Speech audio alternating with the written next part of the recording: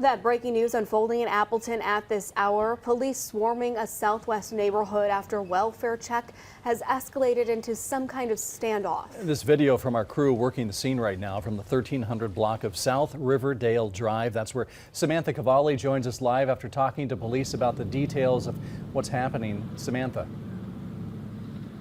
Well, Jeff and Brittany, we were told by authorities to keep a couple blocks away from the actual scene. So we are down the street here from the 1300 block of South Riverdale Drive. But we've been here since just before 2 p.m. this afternoon. When we pulled up, we saw fleets of police vehicles heading down the street towards South Riverdale Drive. Well, here's what we know right now from Lieutenant Megan Cash from the Appleton Police Department.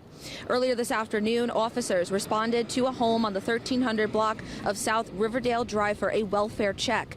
Due to some concern for a person inside, the police response is based on the history the department has with the address. Some statements made to them through interviews and concerns about guns in the home. Police have been able to establish a perimeter, and a SWAT team, drone technology, and negotiators are all on scene as well.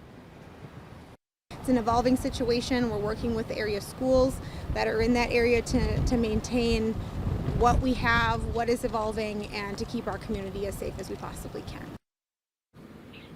We've also been told that they have not, as of right now, made contact with the subject with the individual that they are in discussion with, and the department also in contact with school administrators from the Xavier School District and the Appleton Area School District as well in regards to keeping students safe. Now, the public is asked to avoid the area at this time. We'll first alert you when we know more. Reporting live in Appleton, Samantha Cavalli, Action 2 News.